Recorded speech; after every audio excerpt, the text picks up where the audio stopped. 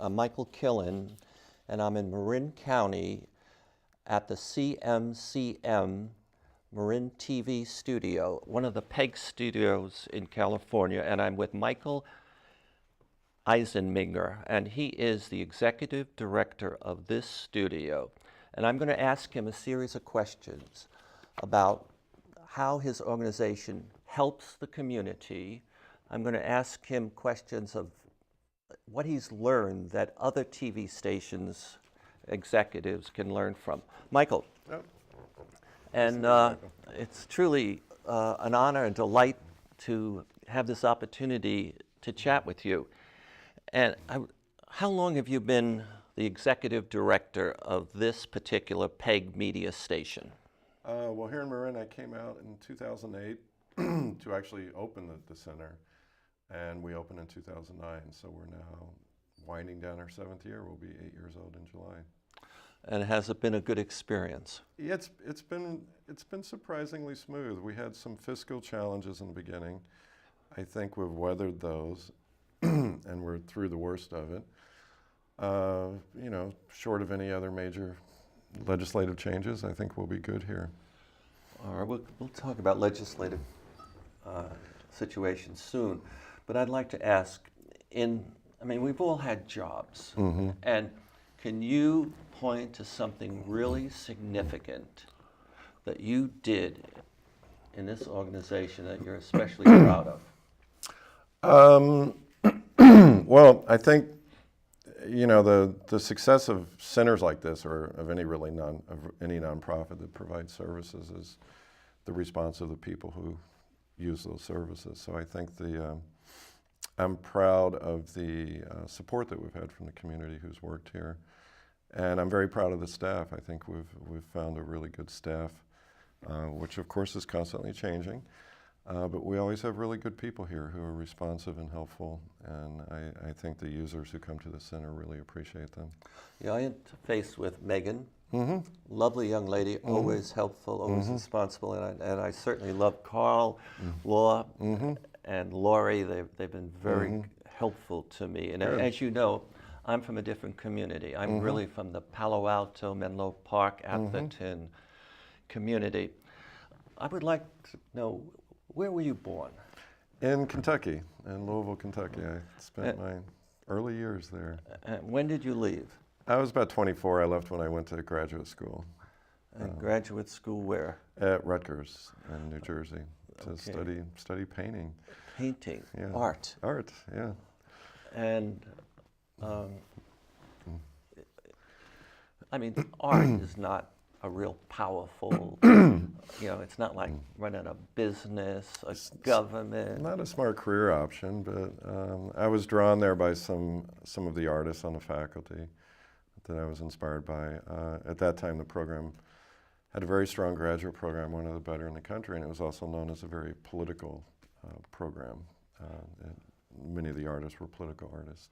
So you made art, paintings. Primarily. And what kind of paintings? Mostly political paintings. Political. Yeah, I was actually doing some sculptural work too, some foundry work at the time. But in the time I was there, my work evolved into, this was the early 90s, and there actually was a really huge political art movement in New York at the time. But my work started to gravitate toward media. So, you know, I was more increasingly making paintings of photographs and videos. And then when I finished graduate school, I decided, well, why don't I just make media? So I started working collaboratively with a collective called Paper Tiger TV. Yeah. And that's what led me into television production primarily. Now, I remember my early experiences, and they sometimes affect how I think, how I act. Anything from your art experience that helps you today as an executive director of an important PEG media station? Well, you know, originally when I began studying art, for me it was a discipline. It was a field where you could study anything. And you have to remember this was late 80s, early 90s, so that was when university was very accessible and affordable.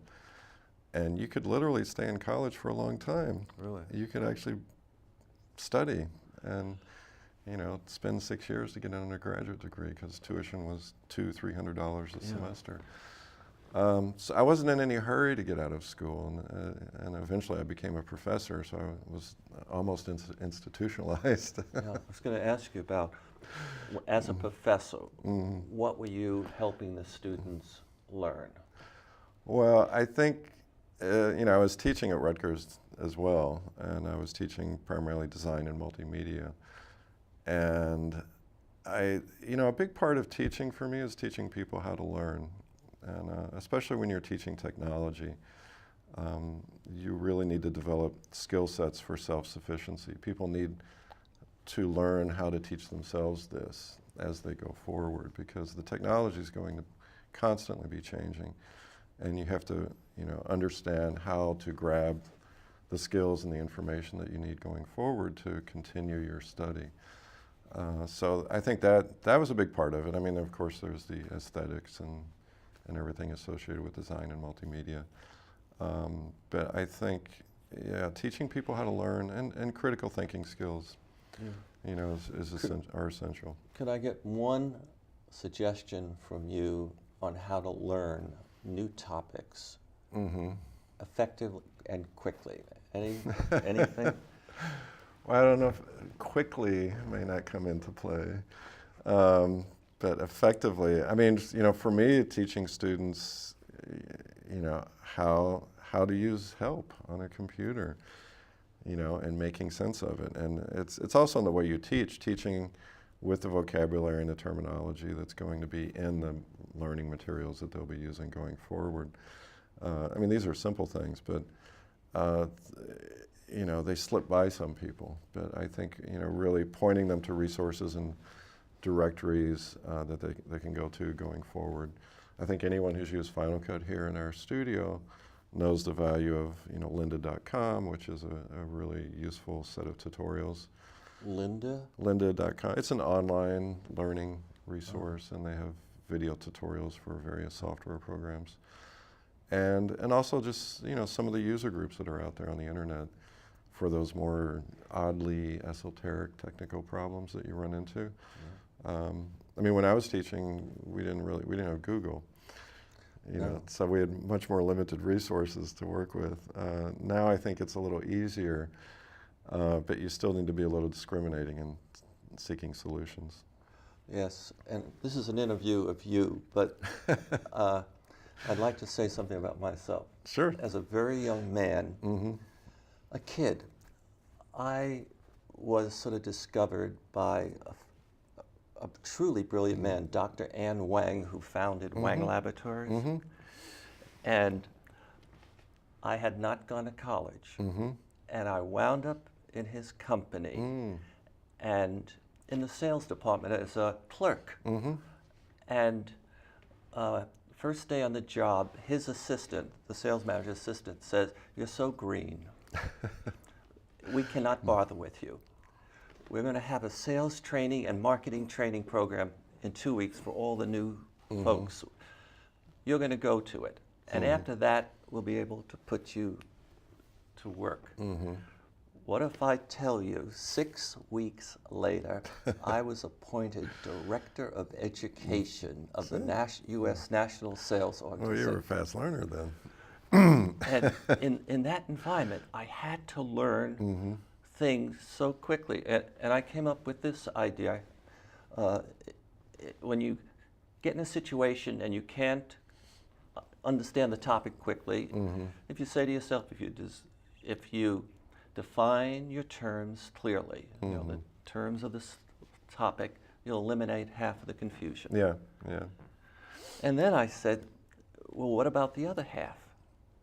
And God, I was under so much pressure to deliver and master things in the early days. I said, if I can put it into context. It'll come later. The context is meaningful to me. More importantly, the context that's meaningful to you and other people. And I worked at that for years. I still. Was that a skill that you just evolved on your own, or did you have a mentor that The only mentor I ever had in my life was Dr. Wang, but he never told me how to do anything. He would come to me and say, IBM made a brand new computer, announced a brand new computer, it's faster, it's better, it's cheaper. I have 10 vice presidents meeting with me from noon to 6 o'clock. I'm asking them what we should do, all 10 of them. Yeah. I come to you at 6 o'clock. I ask you for a great idea of what we should do that none of them would ever think. So he taught me how in life now to go forward, and folks that work for me and support me give me ideas that nobody, but my education is purely on the road. Yeah, well, no, I think that experiential learning is really important. And you know, I try to create an environment like that here for the staff, because I mean, I always tell them, if you're not learning something every day, you know, then this is not going to be fun. You're going to get bored, but it's also not challenging. And I think it's real important that you constantly have new things to learn. You know, troubleshooting the myriad of technical things that go wrong is part of that, but that's not very exciting. But I try to create opportunities for everyone to try new things, learn new skills, and you know, it's just so crucial to keeping an organization kind of vibrant and alive. When you were a young man, and when I was a young man, tools, we had some tools. Today, the tools, are they more important than ever before? No, I don't think so. I mean, I think the tools are, in terms of television or media production, I think the tools are a little more accessible now. They're cheaper, you know, which makes them more accessible. They can be easier, but I think, you know, you still, you know, with any kind of television production, you're still dealing with aesthetics, you're dealing with a lot of things that the technology doesn't do for you. So I think, you know, the creativity that you bring into any set of tools is what's important. And I'm always amazed at how people approach everything. You know, the same tools here, everyone approaches them very differently in terms of what they do. That's what makes it special. Yes. Now, as running a studio,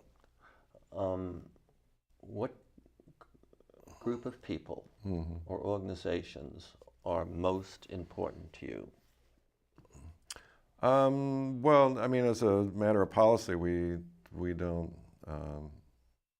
you know, we have no preferences. We don't, you know, discriminate against, you know, any group of, you know, people or organizations. So we don't really prioritize.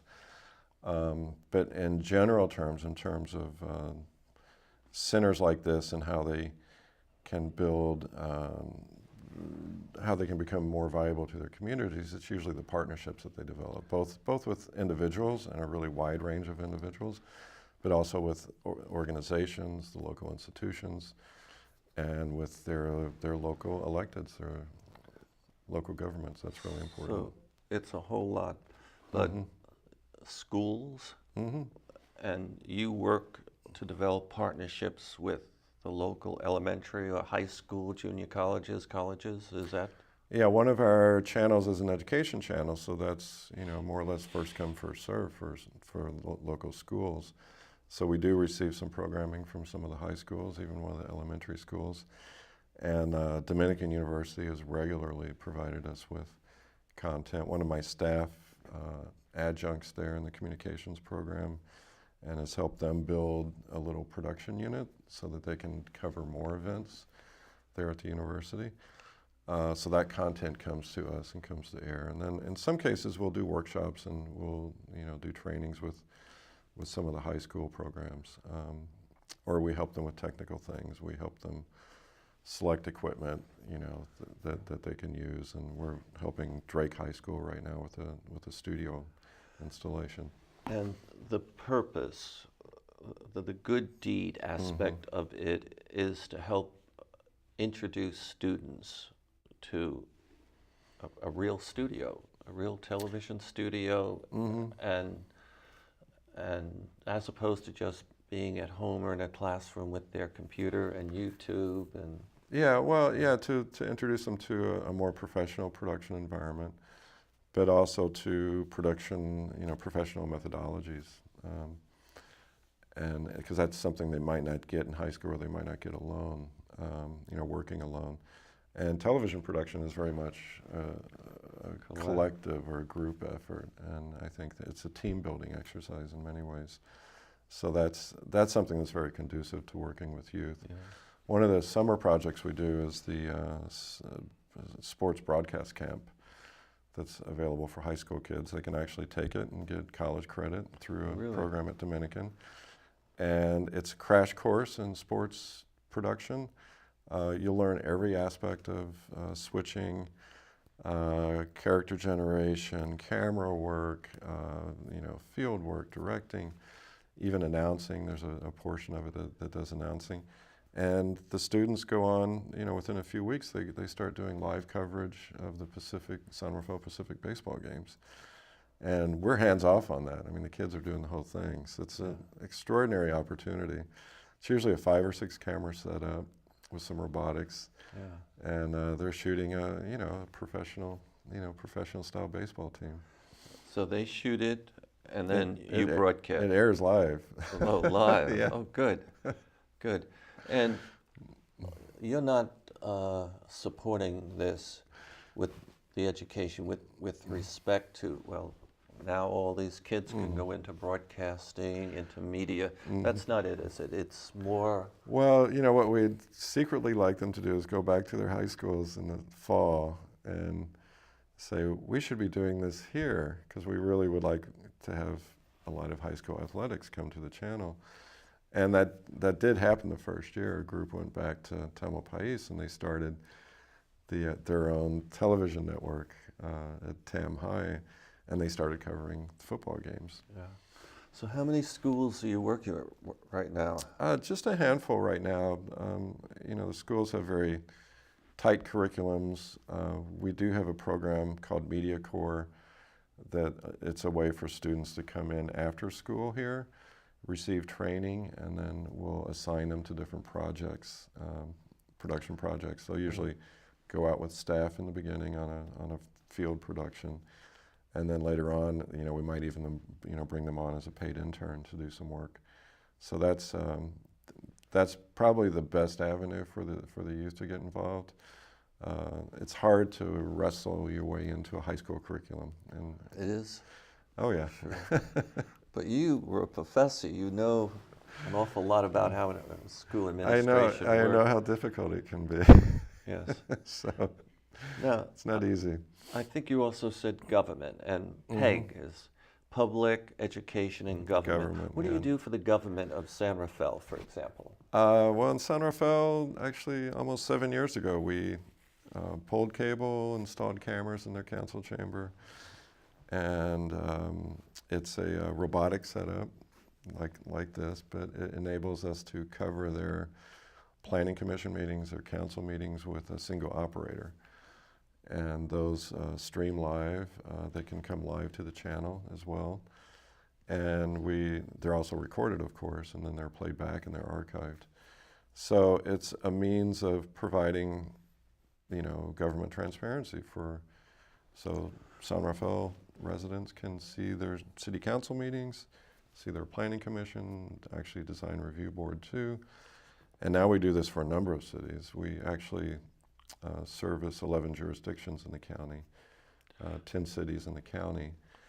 And some of them provide they do their own production services, but we do the bulk of them, and we also install the equipment.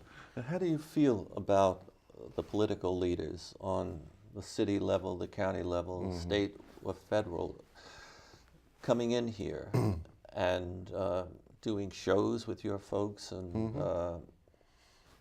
giving little speeches? What do you think of that? No, I think it's important. We have a number of local residents who produce programs here, and some are public affairs, and they'll bring in local politicians to deal with issues that are important to people in the community. And I think having your electeds made accessible in various means is always important.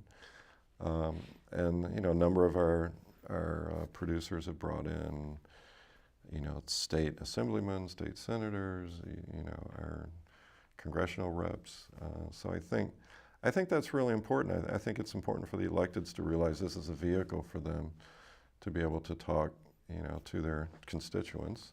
Okay. And it's important for our producers to realize these are people who are accessible and that yes. we can have dialogues with. Makes me think of something earlier before the show started. I believe I asked you, how many people watch shows produced by a PEG station, your PEG station? And you said nobody really knows. They're non-commercial. No one wants to invest the money. But I have noticed something. I live down south a little bit, and we have Joe Simidian, who used to be, I think, a senator from the state of California, and mayors and council people. They all, for the most part, want to come on the local PEG stations and be interviewed and to share their thoughts.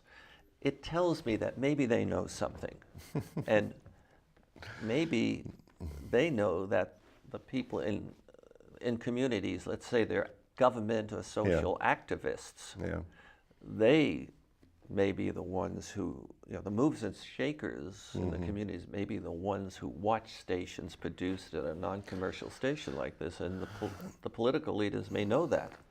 Yeah, I think so. I mean, one of the things that a turning point for us, because before the center began here, there was really no local government on television. The county would air meetings occasionally on a delayed basis, but not live. We do the majority of them live. And obviously a lot of electeds are resistant to being on camera and having the meetings cablecast. But what they soon find is they become recognized, when they're out in their towns and people want to talk to them. And they're always saying, I saw you on television the other night. I want to talk to you about this. Yeah. And for them, I think it's the recognition that this is actually a valuable communication tool, and this is something that we need to use it. We need to use it more thoroughly, and we need to protect it. Yes, and when you produce a show here, you're not just releasing it, and correct me, over the TV channels, but you're also making it available over the internet? Our channels stream 24/7. So yeah, anyone can watch our channels from anywhere. So if you really want to catch that Fairfax City Council meeting, but you're traveling, you're in New York, you'll be able to watch it live. Yeah. Now, as you know, I'm a producer, and I produce shows here now, but I mostly produce them in Palo Alto. And forgetting about the quality, why would you be willing to take my shows produced in somewhere else and broadcast them? Well, we have a policy for external programs because, like most PEG centers, our responsibility first and foremost is to the franchise area. Our revenue for this center comes only from the cable franchise areas in Marin County. So we have no obligation to air anything externally.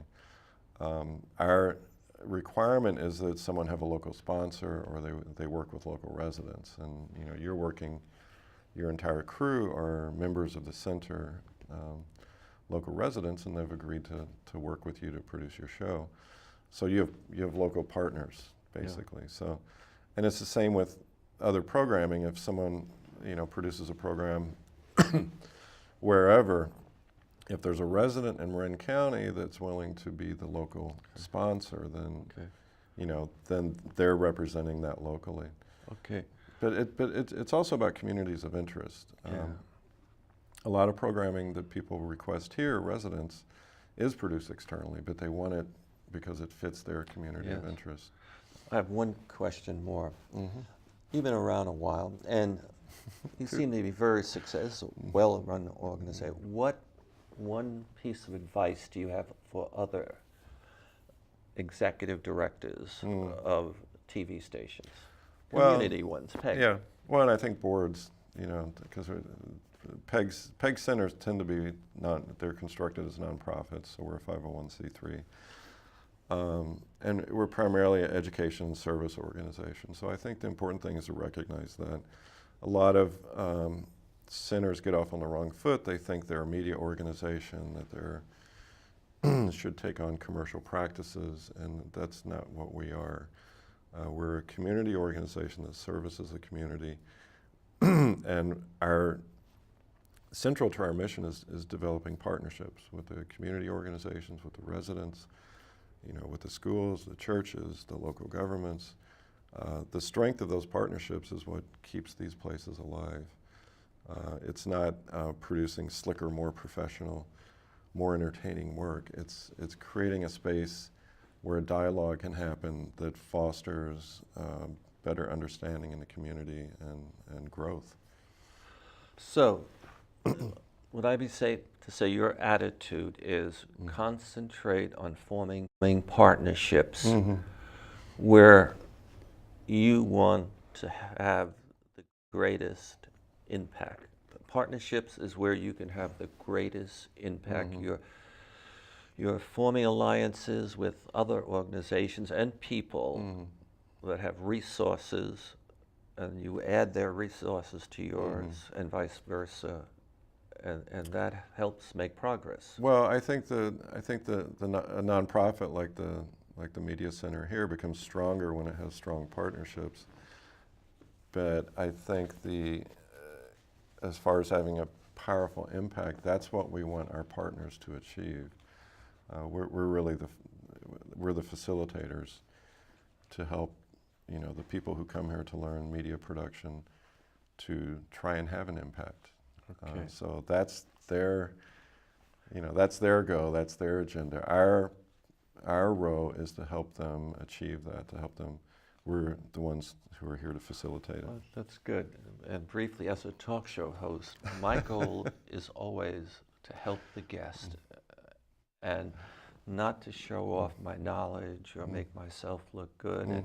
And so you're saying the same thing. Well, yeah, I mean, you have to be listeners. And yes. And and that can make an organization change course. I don't know what kind of organization the Media Center will be in 4 or 5 years. I have to do this. My guest has been Michael Eisenminga. He is the head of CMCM Marin TV, and you have been a wonderful guest. Oh, thank you, Michael. And I've loved getting to know you better. Likewise. Okay. Thank you for having me. My pleasure. Okay. It's over. That was a quick 28 minutes, wasn't it? Yes, and I think you